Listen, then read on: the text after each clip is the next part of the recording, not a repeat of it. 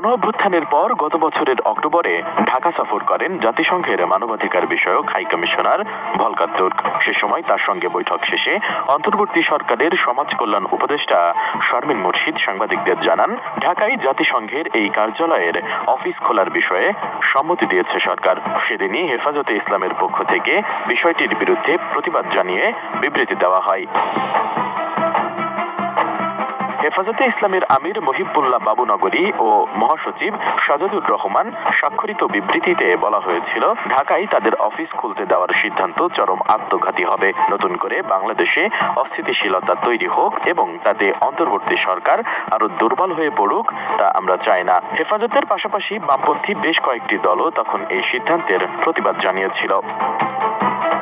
সব প্রতিবাদকে থোড়াই কেয়ার না করেই এবার ঢাকায় নতুন মিশন চালু করতে যাচ্ছে জাতিসংঘ মানবাধিকার কমিশন। এ লক্ষ্যে 18 জুলাই জাতিসংঘের মানবাধিকার বিষয়ক হাই কমিশনের কার্যালয়ের সঙ্গে 3 বছর মেয়াদী একটি সমঝোতা স্মারক স্বাক্ষর করেছে অন্তর্বর্তীকালীন সরকার।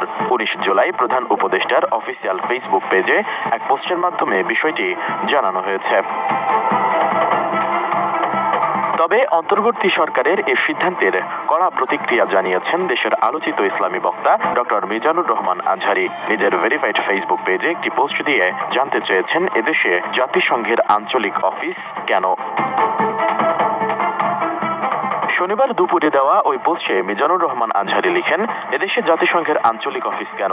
সেই সাথে পোস্টের কমেন্টে বিষয়টি নিয়ে বেশ কয়েকটি প্রশ্নও তুলে ধরেন তিনি।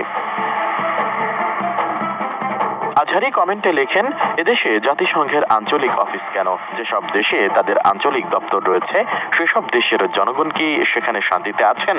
শান্তি আর মানবাধিকার রক্ষায় আমরা নিজেরা পারস্পরিক বোঝাপড়া মজবুত না করলে তারা এখানে কি করতে পারবে বলে প্রশ্ন রাখেন আজহারী। এদিকে ঢাকায় জাতিসংঘের মানবাধিকার কমিশনের অফিস স্থাপন চুক্তিতে অন্তর্বর্তী সরকারের স্বাক্ষরের তীব্র প্রতিবাদ জানিয়েছে হেফাজতে ইসলাম বাংলাদেশ। অবিলম্বে চুক্তিটি বাতিল না করলে কঠোর কর্মসূচির ঘোষণা দেওয়ারও হুঁশিয়ারি দিয়েছেন সংগঠনটির শীর্ষ নেতারা। 19 জুলাই দুপুরে গণমাধ্যমে পাঠানো এক বিবৃতিতে এসব কথা বলা হয়েছে।